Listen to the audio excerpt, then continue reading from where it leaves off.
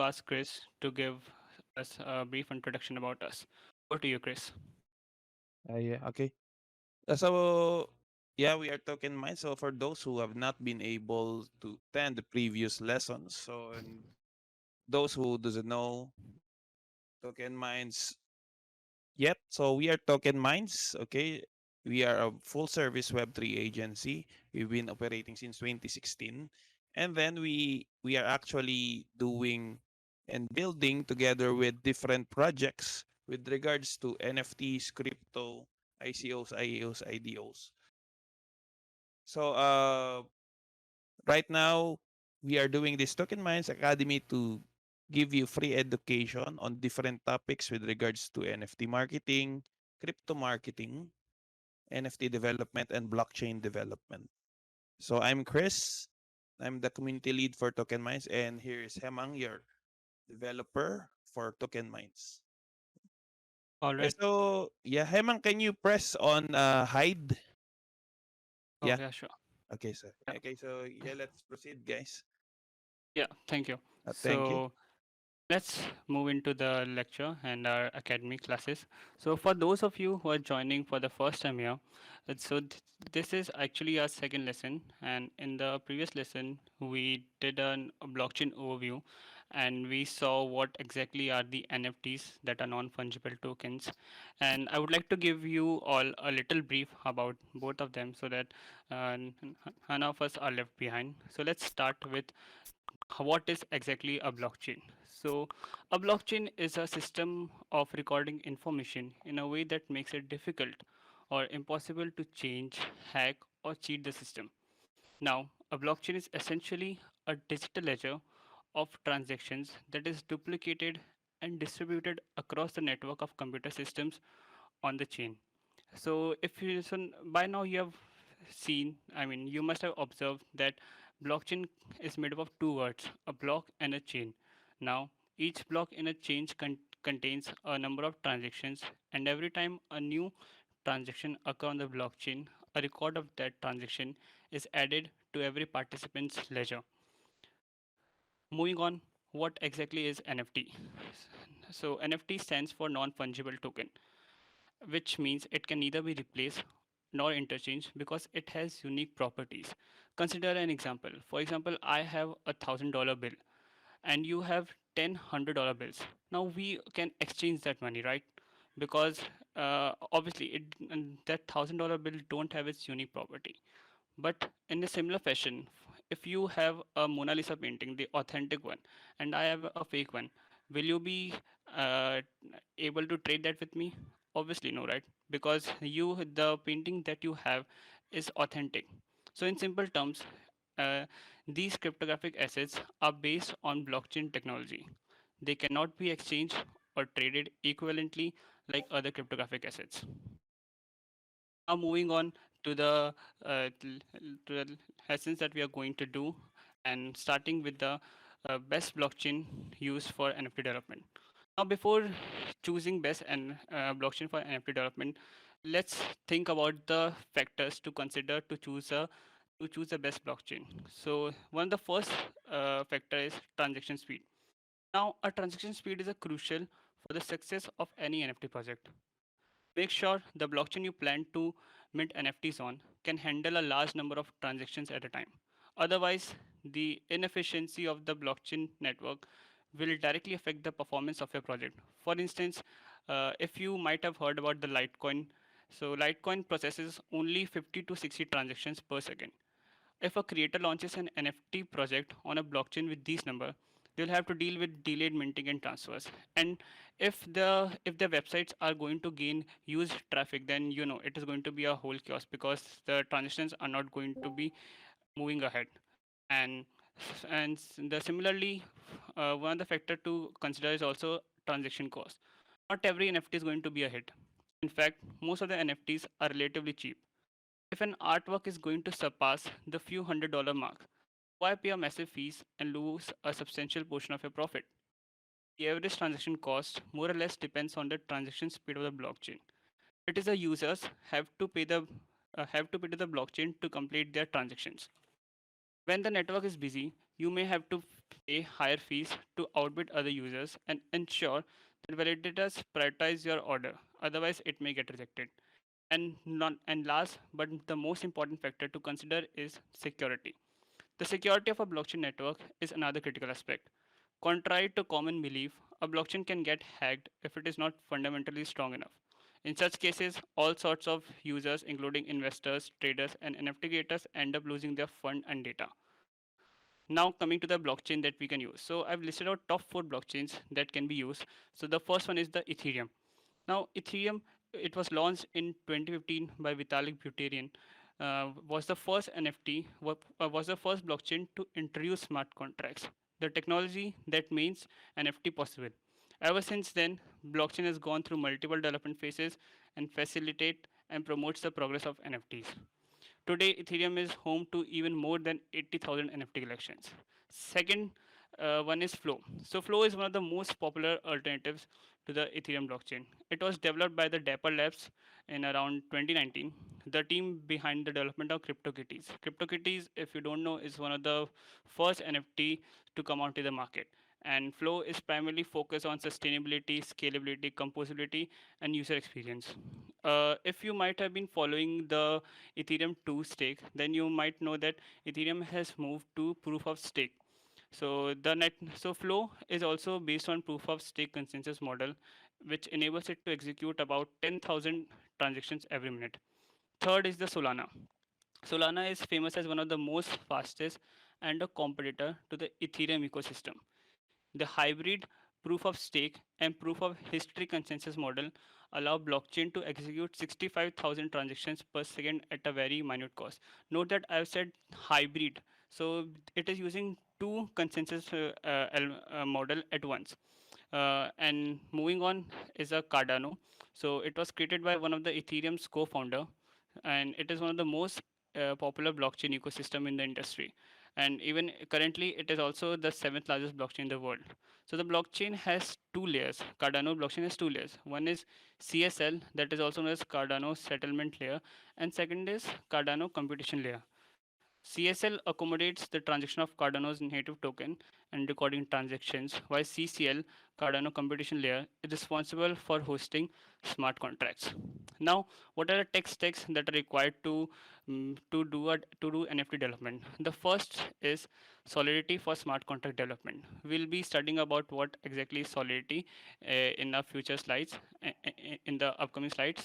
And the second one is the file storage system such as IPFS, where IPFS stands for Interplanetary File Storage, and the testing and deploying Hardhat, you using tools such as Hardhat. So it is these are the tools by which you can test your smart contracts, because as you all know, I mean, you might know that smart contracts are immutable, and once they're deployed on the mainnet, and and then if someone finds the vulnerability, then it cannot be changed. So it's better to test it, and to you test it, we use tools such as Hardhat. And we also use any frameworks to make the dApp possible. For that, we are going to use React, Next.js, and etc. Any framework we can use to make the front end. Now, what is Solidity? Solidity is an is a type of object-oriented programming language. If some of you belong to the C++ and Java background, then you might have heard about the term object-oriented programming language, but I like to explain it. So, object-oriented programming is not any programming language. It is rather a model by which we use to define a language. In this type of language, we use the concept of class, object, inheritance, abstraction, etc. So, Solidity is also a type of OOP. OOP is the abbreviation of object-oriented programming. So there are many, as I said, there are many concepts like inheritance, abstraction. So I would like to explain how Solidity is used in OOP. So every rookie here may know how it is being used. So in first, let's move into the inheritance. Solidity supports inheritance between smart contract. But what is inheritance? So inheritance is the process of defining multiple contracts that are related to each other through parent-child relationship. The contract that is inherited is called the parent contract, and the contract that inherits is called the child contract. The second term is encapsulation in the OOPS, where the encapsulation is one of the most important pillar of OOP. It refers to the process of hiding or allowing access to state variables directly for changing their state. Now, how Solidity is using encapsulation? It is using by it provides multiple visibility modifiers such as external, public, internal, and private that affects the visibility of state variables within the contract in which they're defined, inheriting child contracts or outside the contracts. Now we are going to study about each one of them in our future session. About we will be defining the visibility, we'll create our own modifiers and etc. So that, that, that is for the future class, but for now it is just being an overview of the Solidity language. Third term in the OOP is polymorphism. Now, polymorphism means having multiple forms.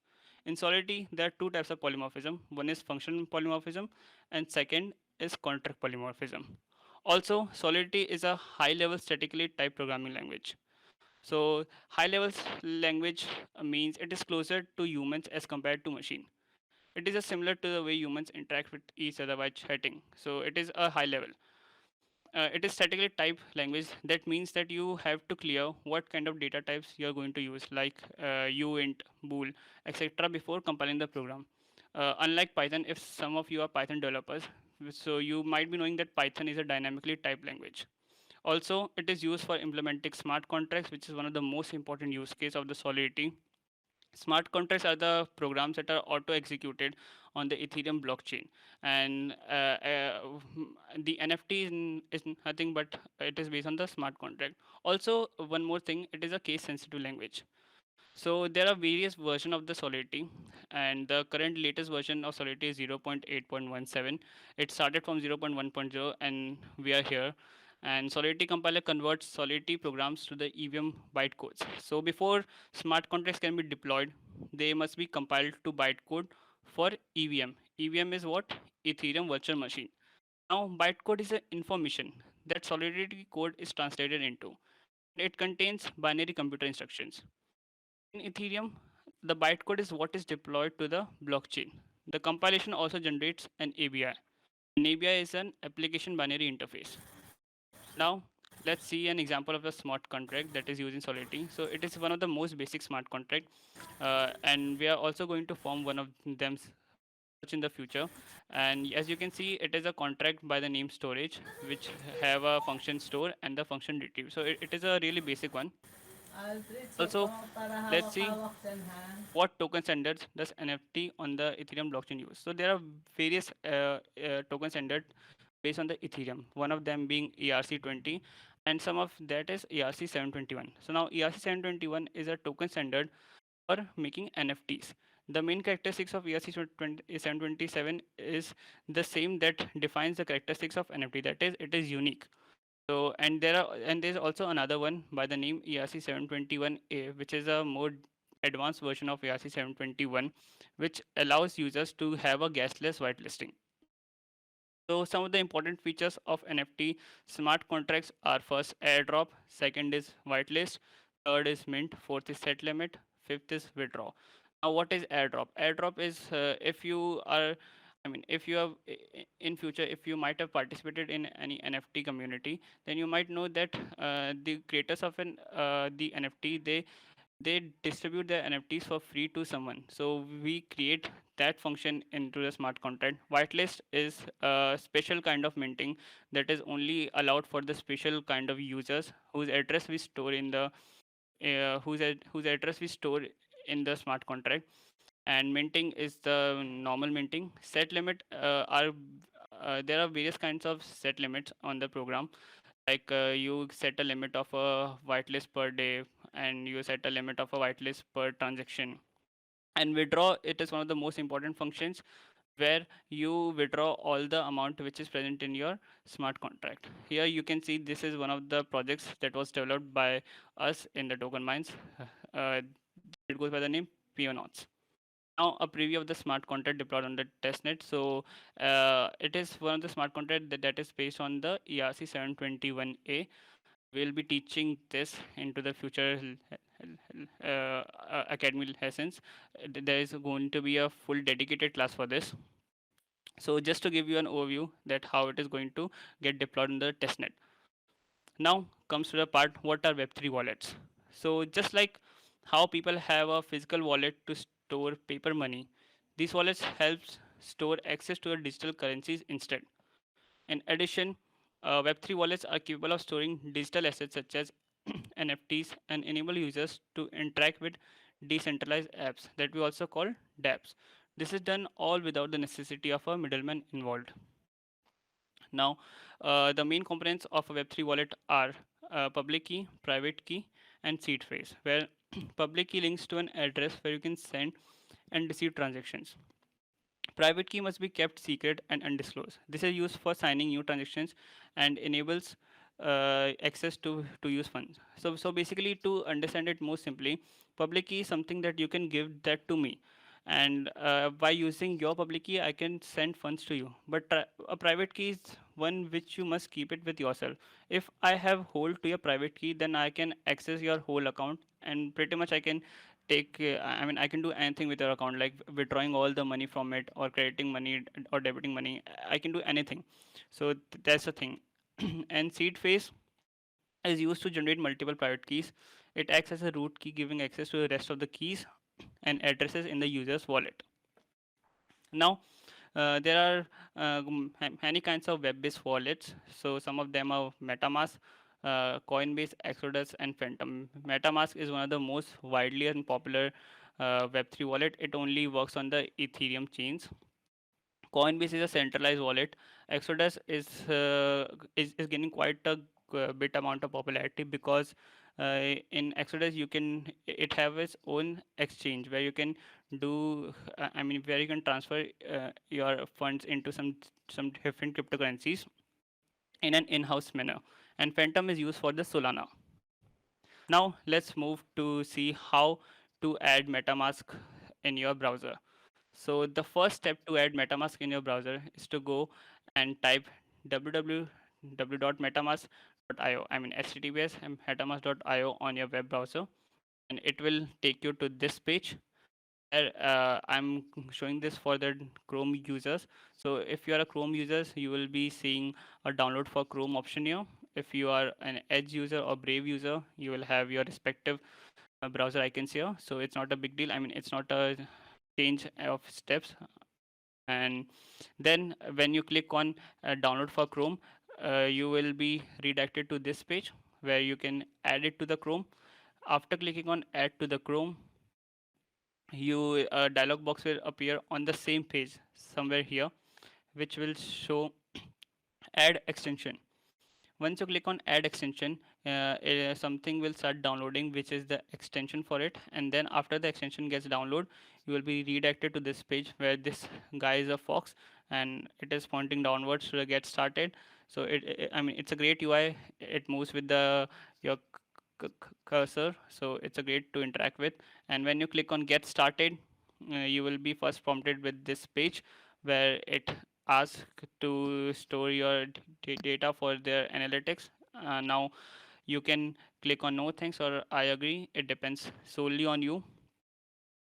After click on that, if you are a new user, so we are here assuming that all of us are new user, that's why we are creating this how to add wallet. So we'll go on this, that create a wallet, and if you already have a user, then you couldn't go and just paste your secret phrase in here. So let's move on to this step first. So let's see that you're a new user. When you're a new user, first page will come and you will have to add your password here. Be remembered to read the terms of use and then agree it, then you can create it. And after creating this is a necessary video to watch. I'll give you an short of the what this video is. So once you create your password and once you MetaMask is going to provide you with your security recovery phrase. It is going to be a 12 word phrase that is going to be a master key. So if in case you change your browser or you change your computer and you lost everything, then in some other browser, how are you going to add? So you're going to add your security secret recovery phrase into this section, and then you can import your wallet onto that browser.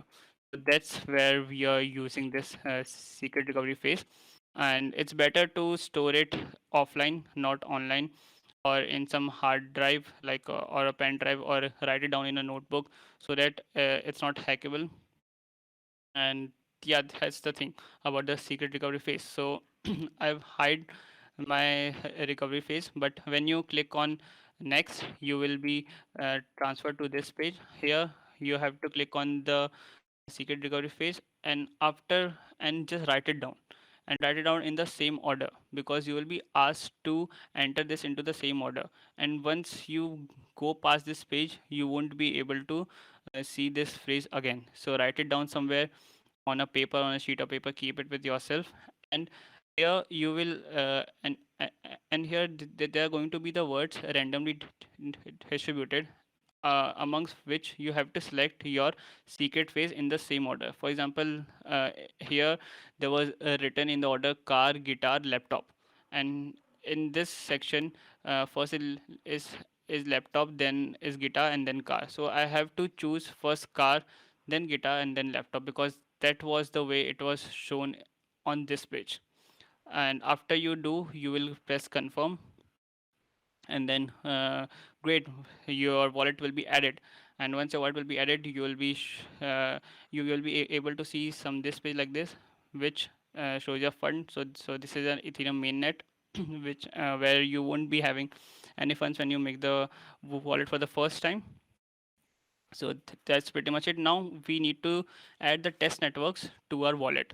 So how to do the test network? So how to add the test networks? So what we'll do is, we will going to go into the icon, and then we'll click on this settings. Over there we'll go to advanced.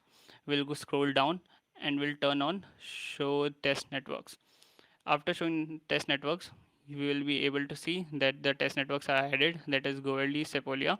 So how and why we are going to use this test network is going to be a crucial task for our development process, because see, on the mainnet has real funds, and the testnet has fake funds.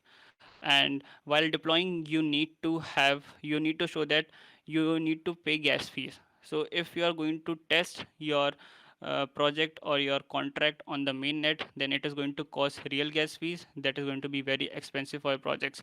And on the test net, you can deploy your project maybe 2 months, 3 months before your headline, and run some tests on it and see how it is acting.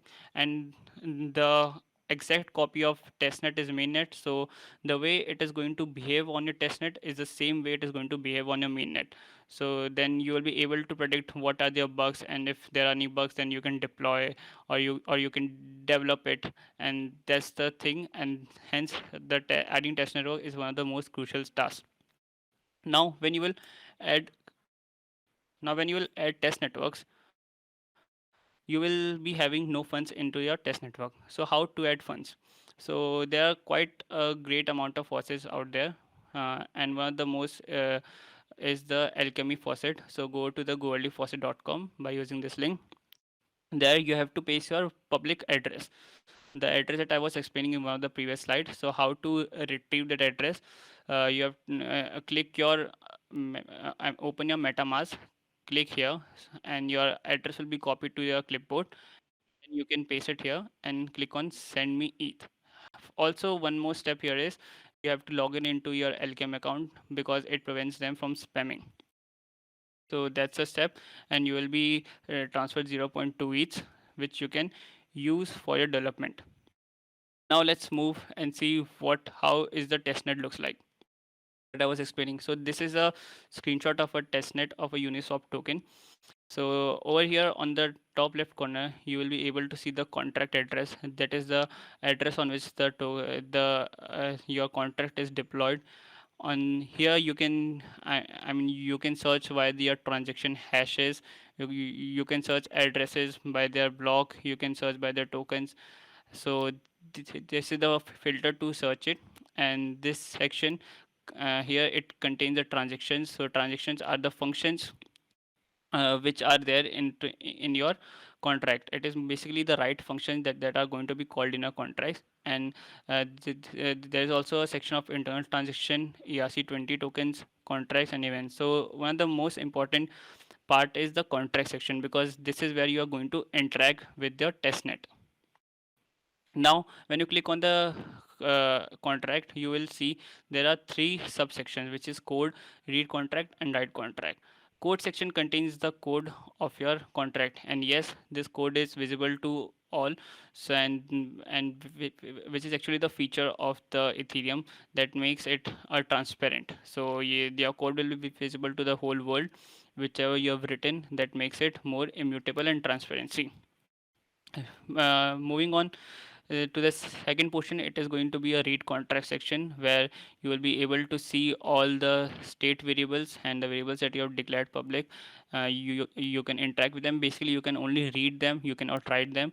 And on the right section, and on the right contract section, as the name says, it is the, and you can write the functions here. So let's say I want to approve something mint, then I can mint it via here. Now comes to the part Hardhat. So what is Hardhat? Uh, so Hardhat is a development environment that can help ease the development process of the Ethereum-based apps. So what exactly is Hardhat? But so it is an environment developers use to test, file, deploy, and debug dApps based on the Ethereum blockchain. It helps coders and developers to manage many of the tasks that are inherent to developing dApps and smart contracts. Along with providing developers with the proper tools to manage this process, it also helps to automate some of these steps and provide developer with the new help functions such as to compile, to test, to deploy. Now to compile, you can use this npx hardhat compile in your terminal before, I mean, after installing the dependency of the hardware. To test your contract by using your unit test, you can use npx hardware test, and to deploy you can use this function to deploy a contract. There is going to be a full dedicated video on the hardware deployment, so there you will be able to understand how you can deploy and test and use hardware for more the development process. Now comes what is IPFS. So IPFS stands for Interplanetary File System. Is essentially a file system that allows you to store files and track versions over time, much like Git. This storage system allows direct interaction through a secure and global P2P network. By combining these two properties, IPFS enables a permanent new web and augments the way we use existing internet protocols like HTTP. So this system allows users to share files and information without, let's say, barriers. So IPFS works well with the large files that can consume or require high bandwidth to upload or download over the internet.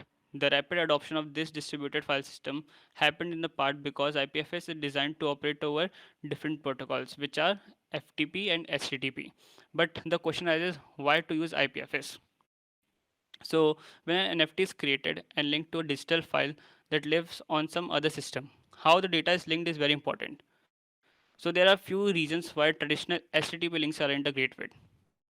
With an HTTP address, anyone can fetch the contents of a, let's say, NFT example.jpg as long as the owner of the server pays the bill. However, there is no way to guarantee that the contents of this an example.jpg are the same as they were when the NFT was created. The server owner can easily replace the example.jpg with something completely different and anytime, causing the NFT to change its meaning completely. Like for example, earlier it was, I can even change the photo of my image. Earlier I was selling you NFT with the image of a koala bear, but now I've changed it to a lion. So I've changed this completely meaning. So IPFS solves this problem thanks to content addressing. Adding data to the IPFS produces a content identifier, that is CID, that's directly derived from the data itself and links to the data in the IPFS network. Because a CID can only ever refer to one piece of content, we know that nobody can replace or alter the content without breaking the link. That's how we use IPFS. Now, uh, what is the use of Alchemy, Morales, and Infura? Before coming to this, let's understand what are blockchain nodes. Blockchain nodes serves as a communication points enabling interaction with actual blockchain. In addition, blockchain nodes offer many functional purposes, such as including performing tasks such as rejecting or accepting transactions, storing cryptographically linked blocks, and etc. Also, blockchain nodes communicate with other nodes and thus learn about the state of entire network. Due to this interconnection, nodes of the same networks are often referred to as peers. So you might have heard peer-to-peer network that is come here. And Alchemy, Morales, and Infura are nothing but the node providers. Now, what is Alchemy? Alchemy is another reputable blockchain node provider. It launched in its full suite of products to the public in around COVID time, and this blockchain development platform is on a mission to provide developers with fundamental building blocks they need to create the future of the technology. Moreover, they pride themselves on offering access to highly scalable, consistent, and reliable nodes. They support Ethereum's mainnet and testnet networks such as Goerli and Sepolia. They also used to support the Rinkeby and Coven, but since they are fabricated now, they are not under the developed. Morales. Morales is the ultimate Web3 development platform. It is fully managed and infinitely scalable backend infrastructure for decentralized application development. As such, Morales is far more than just a blockchain node provider. Instead, Morales belongs to a different paradigm. Additionally, it enables developers to focus on the front end of their dApps, while Morales handles the heavy backend lifting. This saves developers an immense amount of time and resources, which results in faster deployment of their dApps. And the last is Infura. So Infura had been much longer than the Alchemy. So Infura is a consensus-owned service provider geared towards offering the necessary tools and infrastructure for Web3 app development. This includes testing and deployment functionality by offering simple and reliable access to the Ethereum and IPFS. IPFS is interplanetary files storage that I've just explained earlier, which brings to the end of our academy lecture. So, in the upcoming classes, we are going to learn about the Solidity programming from the scratch. Today, we just had an overview of what Solidity may look like. If we had to cover then it would have gone a very big lesson. And then we are going to see the setup local environment for NFT development. We are going to do it on a local computer.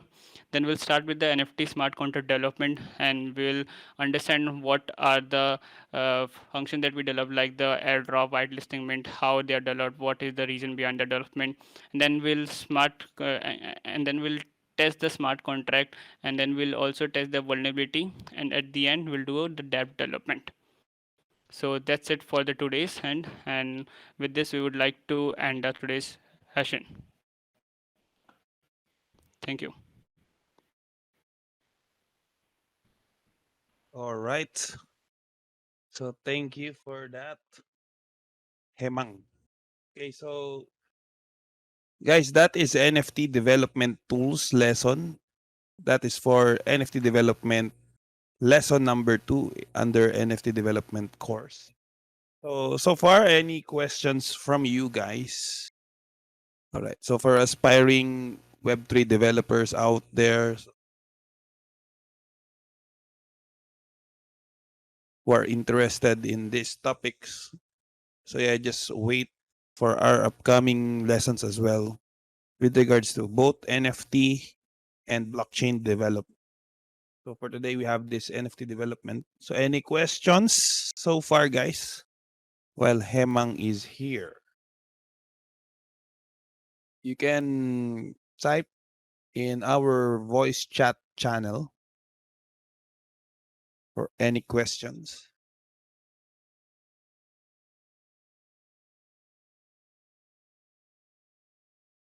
Any questions from our audience before we end?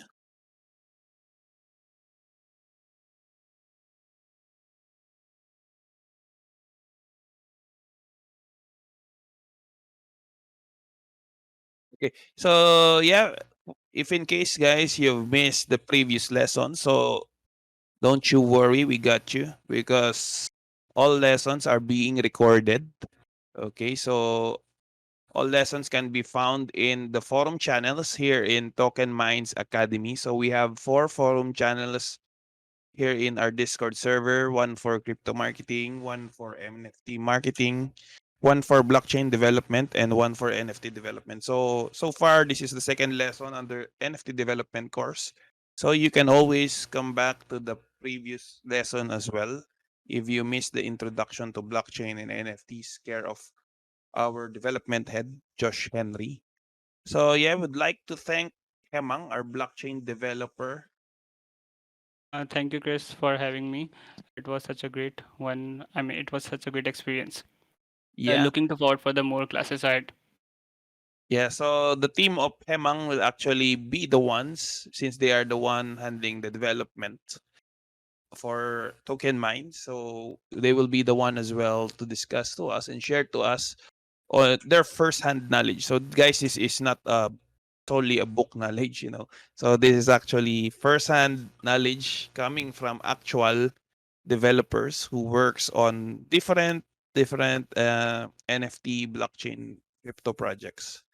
So just in case, if example you are currently working on a project and you also have some questions, you can also do that every time we have some sessions. Okay, and then if example you also have a question, a random question out of in a daily day, you can always ask and tag Hemang as well here in our Discord, since we are all active here as well. Okay, so yeah, with that, thank you very much, guys, and see you again on the next lesson. So next week we will have two other lessons. So on a weekly basis, we have two lessons. So watch out. So for our announcement with regards to different course lessons that we will be having. So yeah, thank you everyone and see you the next lessons.